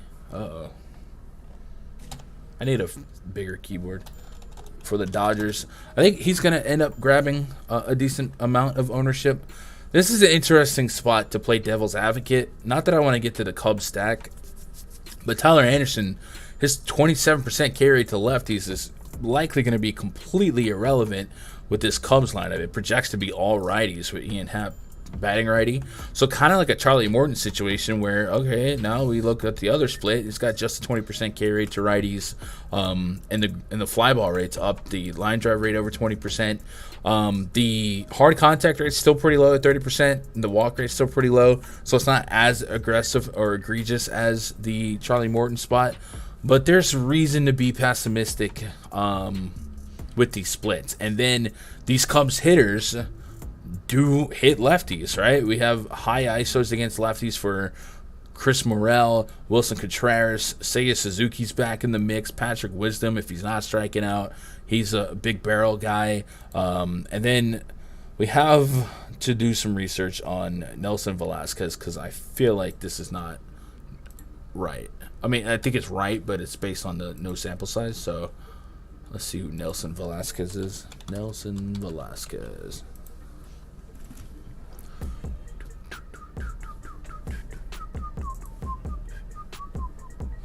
Brian says, call me crazy with Tyler Wells tonight on DK. I'm with you, Brian. I have Tyler Wells in my mix, and I'm probably going to put some stake on his strikeout prop. I was just waiting on that lineup, and it did come out. Don't think the link's showing on your feed. Oh, it's not in the description? That's fine. I got y'all. Invite. Oh, some of you guys are joining. It's in the description below, but it's fine. I'll put it in. I'll make a new one. I'll put it in chat. No biggie. All right, chat. Here's the link to the Discord. It's the free Discord. Drop a year. If any of you guys play Fortnite, usually at night I'll stream some Fortnite, and I don't mind playing with some of y'all. Shout out to Smoothie Silk. He just jumped in there. Already part. All right, what were we doing? Oh, we're looking at Velasquez. So Velasquez in the minors. 241 average, 859 OPS, 332 OBP. Not great. We can look at his splits against lefties. Ultimately, I just wanted to, pump the brakes a little bit on the numbers we're looking at. Oh God. Well, he actually does smack. He has smacked lefties in the minors. 400 average, 1.3 OPS, 2 homers in 20 at bats with a triple and a double. All right. Well. Small sample. Let's look at last year. He doesn't really hit lefties like this, right?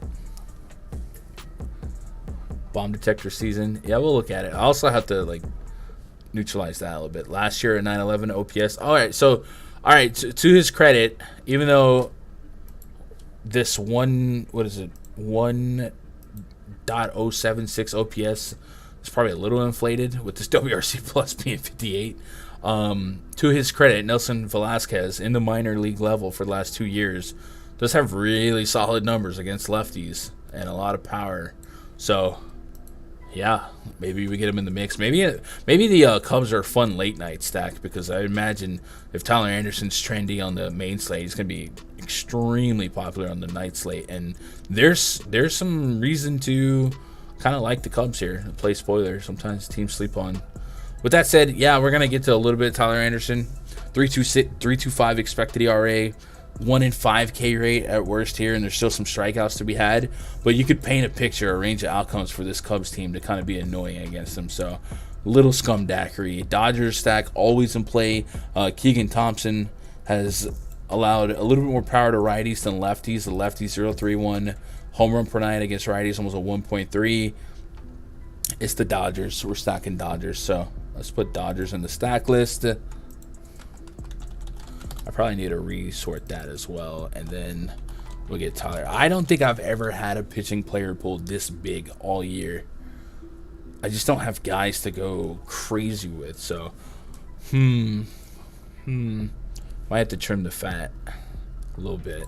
Only one game left. We'll go back. We'll adjust confirm lineups. We'll look at bomb detector, stuff like that. So if you guys got any questions, comments, concerns, anything like that, get them queued up, and I'll try to get out your way so you guys can go catch the stochastic show. Speaking of which, what's today? Friday. So tomorrow, no stream on this channel. Usually on Saturdays, I think it's me and Terry on the stochastic channel. So if you guys want to talk some baseball with us, I've been hating these Saturday slates the way they're all split up. It's really a headache to cover for content creators, and really just a headache to play, even if you're a player, right? Playing both sides. You know, I got this pitcher on one side, I can't touch him on this side, yada, yada, yada. So I hope the Saturdays start to clean up a little bit, because the last 3 weeks have just been really not fun. And we got to start the engines a little earlier. But I haven't looked at tomorrow yet, but I'm just assuming it's continued chaos. George Kirby taking on Ross Stripling, our main event. Kirby's Mariners have a 4.4 implied run total. The Blue Jays 4.3. Nav, appreciate that sub, man. Welcome to the channel. 4.3 run total for the Blue Jays. Kirby's a question mark here. Right? We know he's got some strikeout potential, but it's a unstoppable force, immovable object here. Almost a 4 expected ERA for Kirby, and his weaknesses are the Blue Jays' strength, a 300 average to righties and a 2.7 homer per 9 to righties. And there's a gosh darn lot of righties in this Blue Jays lineup. So kind of lukewarm with that. I think we could say it's a little scumdackery. I think Kirby is going to be expendable right now, but I think the Blue Jays are definitely in the stack list. But Kirby does have enough strikeout propensity that I could understand if you guys want to get there. But I do think his righty splits are going to alarm me enough with what should be an all-righty lineup. And then I have no real interest in Ross Stripling. 19% K rate on the season. Mariners are weaker without Jesse Winker serving his suspension, but Julio Rodriguez, man, he's finally got his 6K price point. That didn't take long. I think substacking the Mariners is probably the more realistic range of outcome for me against Stripling, and it would be like Rodriguez, maybe some France, something like that. Stripling's not really had a power problem this season. Ground ball rates elevated to both sides of the plate this year versus what it was last year, but just no like big upside numbers in the strikeout rates or even the, I guess the swing and strike rate's still 10+%. I don't know. 5,800 for Stripling, is that just too cheap? Do you guys think it's worth having some? I think it's one of those spots where I wouldn't touch him on Fanduel, but if you thought 58 gets you 10+, and it might, like it also might not, but it might, I think it's fair to get to some of them in the back end of a player pool just because he's too cheap. If you're willing to take like 10 as a floor from an SB2, I don't think that's crazy, right? It's not crazy. Not crazy. Gun Gallon is a slate breaker tonight. I'm with that, Chester. He's definitely going to be, I might even get him into a tier 2. Tyler Anderson, 9,400. Baseball's a trip. Carnal. What's wrong with Charlie Morton today? I don't think anything's wrong with Morton. I'm just, whenever a guy like him, or really any pitcher gets to elevated ownership, I start looking at what could go wrong. And for Charlie Morton, for me, I'm worried about the strikeout matchup here. The Nationals, not a big strikeout team. And I'm also worried about if he doesn't strike out lefties, what happens on those batted ball events. And he has a 4+ xFIP, 1.6 home run per 9, a 11% walk rate. So I'm going to be invested in Morton tonight, but understand that I'm also going to run it back with some of these Nats lefties, because I do think his metrics are creating an alternate outcome. You know what I mean? Morton sneaky. Is he sneaky? I thought that he would be a little bit more trendy. The other thing about Morton, and yeah, he's found the strikeouts like we said, He's also had a somewhat positive strength of schedule in the last month. Cincinnati, Chicago, Pittsburgh, the Rockies, D-backs. These are all high K teams. Now, he did his thing against the Giants. We got to give him that. So I don't want to completely dismiss him. And we know last year he was a solid pitcher, and he just was able to get back to form. But I also feel like he also had some stuff going his way. So I'm on the fence. I'm not arguing any which way you're coming at me with Morton, whether you're a big Morton guy tonight or you have some pessimism on his numbers, kind of like I do. I'm with it. But my thinking was I thought Morton was going to be a trendier pitcher. Not that I think he's the highest owned pitcher, but I thought he was going to have a little bit more ownership attached to his name just because of his recent production. But we'll look at ownership projections. If he lands under 15%, then yeah, I'm a little bit more interested for sure. Excited to be part of their Discord. Going to start studying once work. So let's go, Smoothie. He changed his pitch mix also. Did he? Only thing I saw was that he didn't throw cutters last game, and that was only one game. Was it? No, that was Wainwright. Let's look at it. I'm thinking I might have confused him for Wainwright on the pitch mix. It's definitely worth looking at though. I like this, chat. I love this back and forth. Give it to me. Pitch type. Let's see. Fastball. So, cutter. Couple games where he went to the cutter a little bit more. Curveball is still there. I think ultimately the curveball was his pitch last year. I'm not seeing like massive drastic fluctuation from earlier in the season. I guess the cutter usage has gone up from the beginning of the season, right? The first 4 games. So I guess that's true. The change up a little bit as well. All right. And pitch mix doesn't necessarily mean that you throw less or more.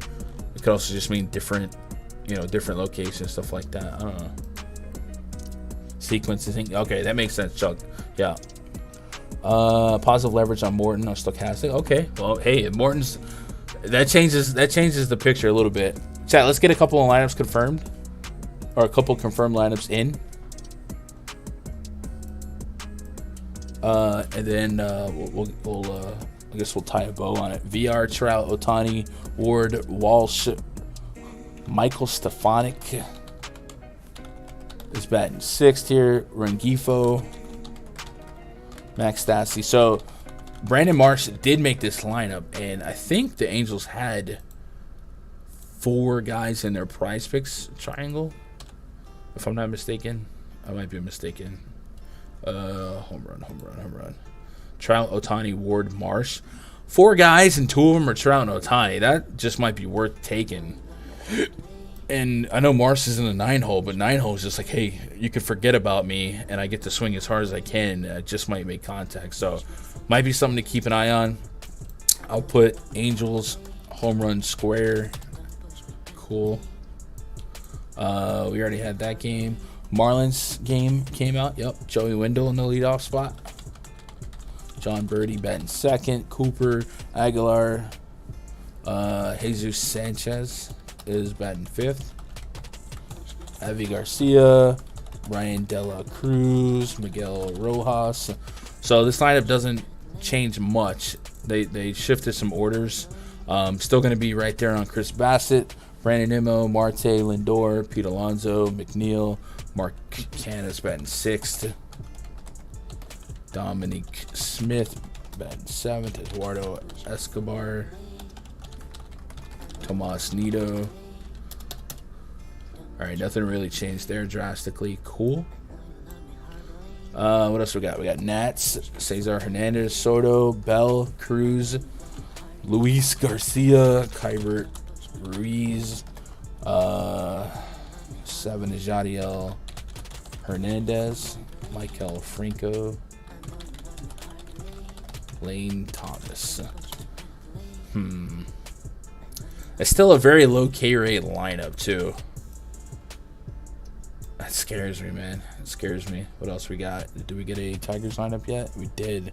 Riley Green leading off. Javi Baez 2nd. Miggy batting 3rd. Eric Haas batting 4th. Chat, what are you guys doing with Giolito? Because this lineup is looking like a snack. And I know Giolito has not been great, but he's still getting strikeouts. And this team just doesn't have power. Look at these strikeouts. I think I'm going to get in trouble with Giolito tonight. I just know it. Tim Anderson, AJ Pollock is batting second. All right, remember White Sox against the lefty has definitely been their best split this year. Adam Engel's batting sixth. Sebi. All right, this lineup does kind of drop off a cliff really fast. This lane, I guess Eloy, I have hope they get better. I don't know. 1 through 4. I'm still stacking the White Sox. This was the scumbacker spot. Faux shizzle. Royals lineup was already confirmed. Brewers lineup came out. Yelly, Willie Adames, Rowdy, McCutcheon, Colton Wong, Norias, Keston Hura is batting 8th. Jace Peterson, Jason base. Nothing really changed much there. Cardinals and the Phillies. So Phillies lineup is interesting. Hoskins, Castellanos, Hall, Romuto, Didi, Bryson, Stott, and Alec Boehm switch spots. Odubel Herrera.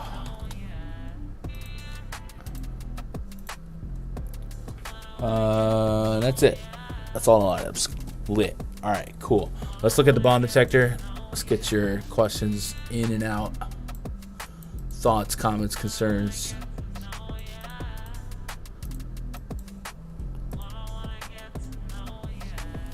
He's in every lineup. You guys got Gila. Yeah, it's going to get me in trouble, man. Never get pitchers against the Tigers right. It's hard to get Giolito right. All right, so I'm going to take out. So let's just say the Yankees are breaking the bomb detector, but it's based off of like 2 and 9 innings. So I'm going to take out the 2 innings. I'm going to leave the 9.2 for now. Even though 9.2 is still kind of broken. So Judge is at the top of the bomb detector, but Seabold in his minor league numbers wasn't like a massive home run guy. Trout's at the top with sample size. Wisdom's at the top with sample size. A little bit of sample on the Blue Jays here against Kirby. I think they make sense. Nelson Velasquez is up there with 16 at-bats against lefties in the major league level. So this is our bomb detector. If somebody needs to screenshot it, we'll zoom in on it or whatever. I'll try and tweet it when more stuff gets confirmed. Ben, who's the artist behind this song? I know it's called Roses, but who's the artist? Roses. So I just have it listed as Stream Tunes. So I assume the artist is Stream Tunes. Yeah, I don't know. I don't know who the artist is. I don't think Stream Tunes is an artist though, so I don't know. All right, let's zoom out on that. Let me get caught up on chat. By the way, chat, if you guys want to get access to the spreadsheet, it is behind the paywall at rundfs.com. Week pass, 2-week pass, month pass, all that good stuff. You can get locked in for the rest of the year for $300. So that'll get the rest of baseball.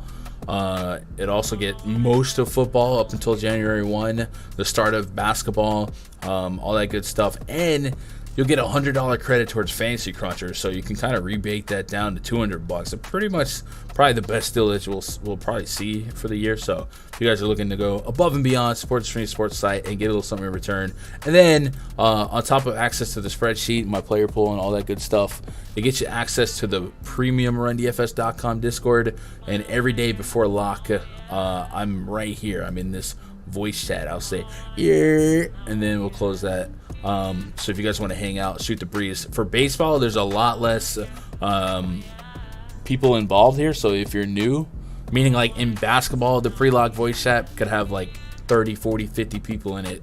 For baseball, it's usually 3, 4, 5 of us, half the time just talking life, because baseball is such a turnkey process. So if you guys are new and you're looking to kind of grow in a community, definitely go check that out. And then if you don't want to get in the paid Discord, hey, that's cool too. We have the free one, and Smoothie Silk, DJ A+, YSL Rem, Tizzle Main. I thought Tizzle was already in this thing. Tizzle Wait, it's Tizzle. Yeah, that's the bot Red Sox fan, right? I'm just kidding. Got love for him. We play Fortnite. Go to the scores tab and then click probable pitchers. Switch it from pitching to fielding. Oh, on Fangraphs? Okay, I'm going to do that. Bias is 28 WRC plus versus righties over the last 2 months. That's crazy.